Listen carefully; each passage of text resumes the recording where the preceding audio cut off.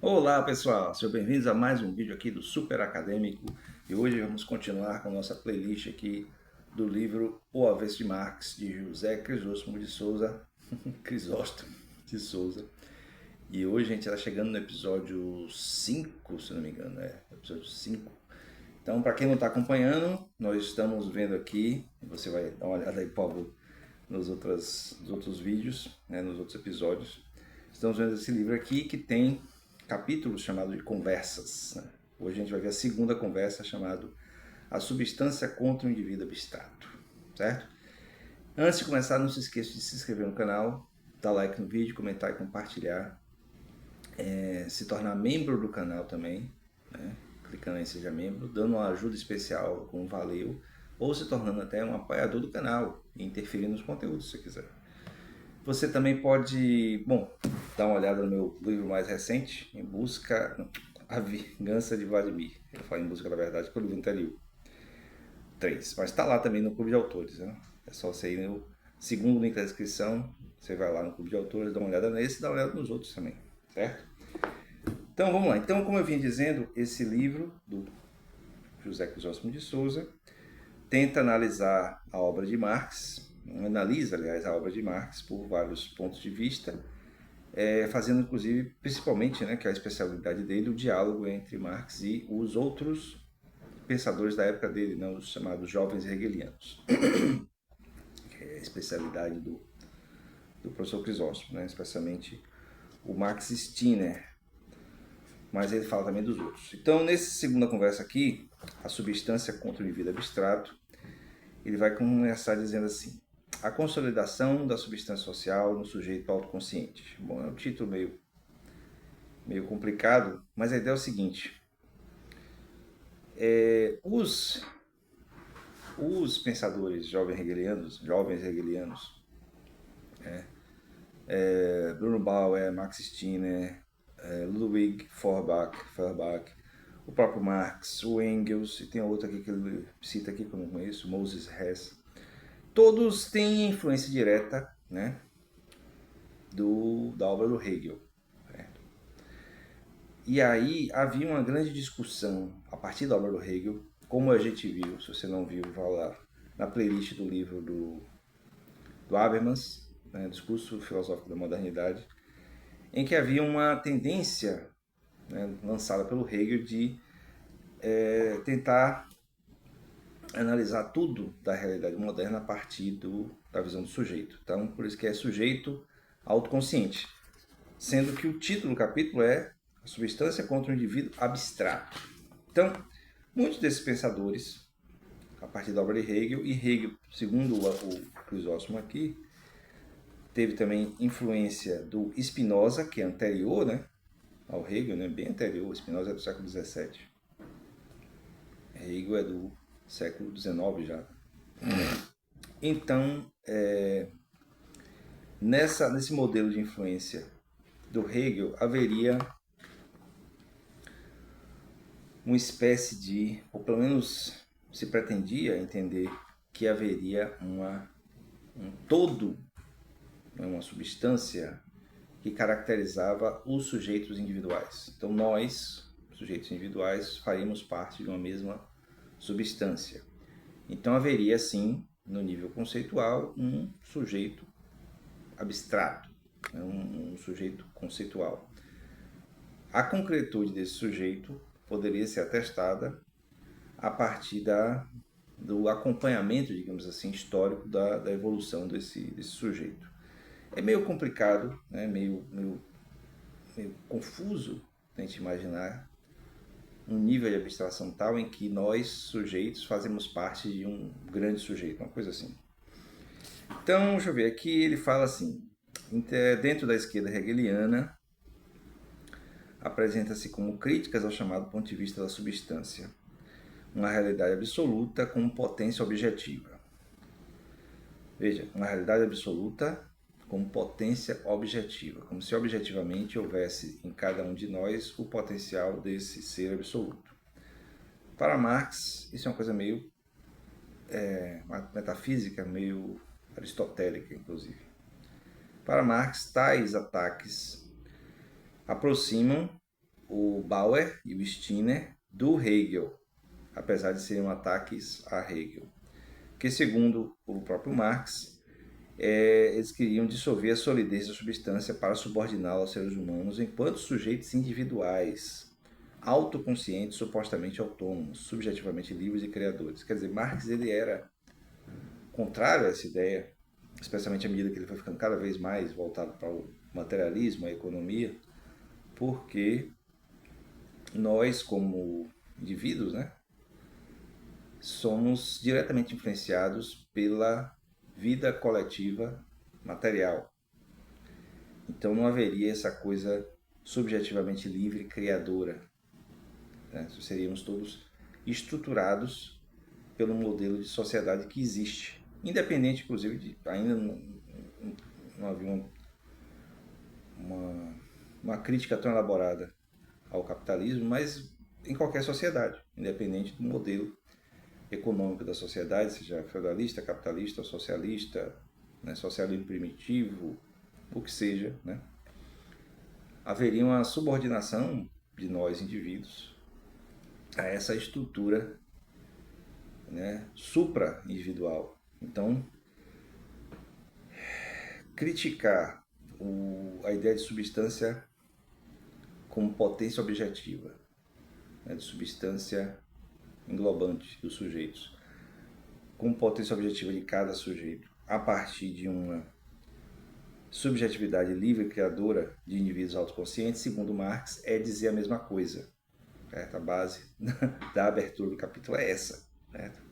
Então, se você assume que há uma substância, e essa substância ela estaria presente como potência em todos os indivíduos, e aí meio que submete os indivíduos a essa substância como potência, você dizer que os indivíduos são livres, subjetivamente livres, sem levar em conta a subordinação à materialidade coletiva, acaba sendo a mesma coisa, certo? Acabaria sendo a mesma coisa. Curiosamente, eu acho que o Crisóstomo vai dizer que é o Marx que está se aproximando do Hegel com essa crítica. Porque se a gente olhar bem, né, o que ele está dizendo é que haveria uma subordinação nossa a essa coletividade de imposição material, certo? De necessidade de sobrevivência mesmo, né, no dia a dia do trabalho e tal. Então, do Spinoza, o Hegel, segundo o Crisóstomo, vai tirar o seguinte, né? No pensamento panteísta, porque o Hegel tinha uma infraestrutura intelectual que ele diz que é de base cristã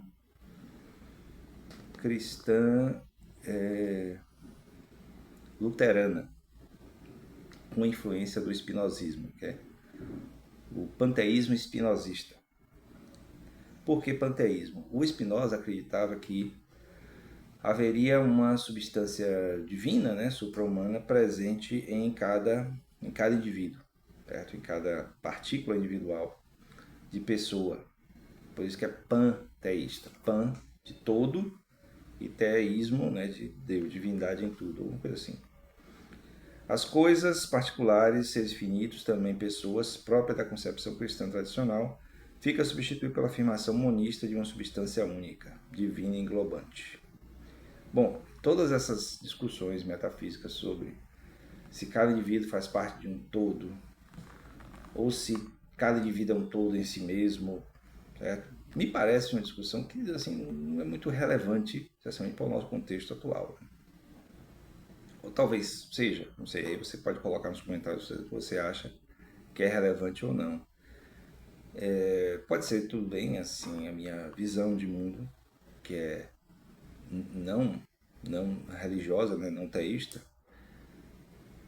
mas pode ser também uma maneira assim de perceber a realidade. Então, quando a gente olha a realidade, a gente vê muito mais uma interdependência. Me aproximo muito mais do pensamento do Habermas nesse sentido. Não haveria uma interdependência entre os sujeitos, entre os indivíduos, mas essa interdependência, por mais determinante que seja, da nossa sobrevivência, do nosso modo de vida, não quer dizer que haja aí uma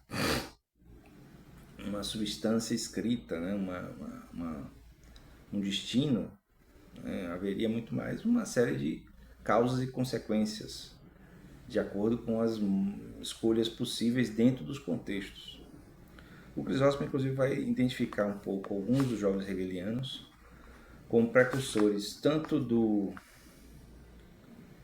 niilismo do Nietzsche quanto do existencialismo do Sartre, porque haveria uma subdivisão desses pensadores, né, lá do início do século XIX, primeira metade do século XIX, em várias mentalidades diferentes, como ele desenvolve ao longo do livro. Bom, aí ele vai citar o cristianismo mais algumas vezes, a relação do Hegel com a substância, ou o absoluto, né? O absoluto, a substância de Spinoza, como pura afirmação, acabaria resumido a uma unidade imóvel e, como tal, se prestaria a determinação do ser para si, que, para Hegel, é o sujeito ou espírito. Faltaria o absoluto, spinozano, a dialética, enquanto pensamento, o sujeito humano, e a extensão, que estão aí no sistema de Spinoza, mantidos lado a lado. Para Hegel, a substância spinozana só não se reduz inteiramente a um simples ser em si, porque, apesar de tudo, tem o pensamento. Quer dizer, aí entraria essa questão da autoconsciência, né? Que é o pensamento. Então, nesse modelo aqui de pensamento, cada substância, né? cada sujeito dentro da substância faz parte dessa substância, tem essa potência objetiva, como foi falado antes, só que desenvolve o pensamento próprio. E aí pode divergir, inclusive. Deixa eu ver. Uma lógica objetiva para a exposição da substância, se é que isso é possível. Marx, inclusive, faz isso. A tradução econômica disso acaba sendo muito isso, né? Bom, não deixa de ser um determinismo econômico, né?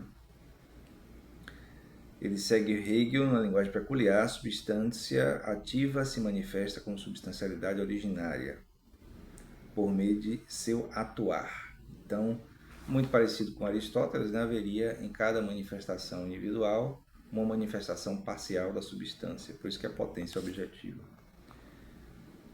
Então, haveria uma lógica subjetiva, percussor de Marx, por Hegel. Aí ele cita outros pensadores contemporâneos de Hegel, chamados idealistas, né? Tem o Fichte, por exemplo. Fichte eu não conheço muito bem. Tem o Fichte, tem o Hegel, tem o Schelling. Não, Schilling. Bom, deixa eu ver aí, ele vai desenvolver mais algumas coisas sobre essa lógica subjetiva. E aí tem a relação feita do Hegel do absoluto, né? Desse absoluto, dessa substância absoluta com o Estado.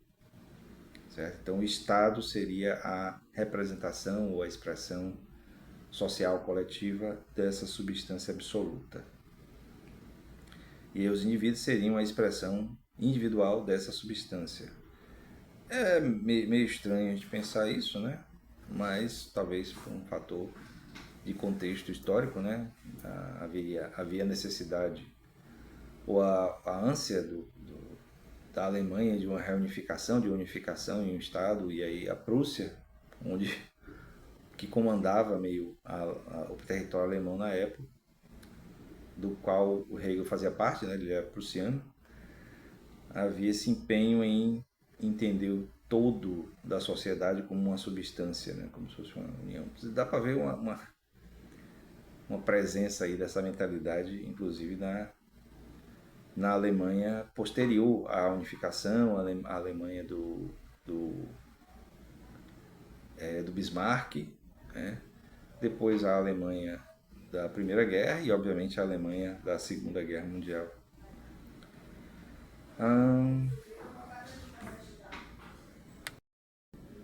Bom, então é isso. A base do capítulo é essa. Eu vou ficando por aqui. O próximo capítulo a gente vai ver que é a terceira conversa. Humano na história como fundamento da crítica. Eu espero que vocês tenham gostado desse vídeo, né, dessa temática que eu estou desenvolvendo com esse livro do Crisóstomo. E aí a gente se vê no próximo vídeo. Se inscreva no canal, dê like no vídeo, comente, compartilhe, seja membro, dê o like especial, se torne um apoiador do canal e dê uma olhada no A Vingança de Vladimir, meu livro mais recente. Valeu, até o próximo.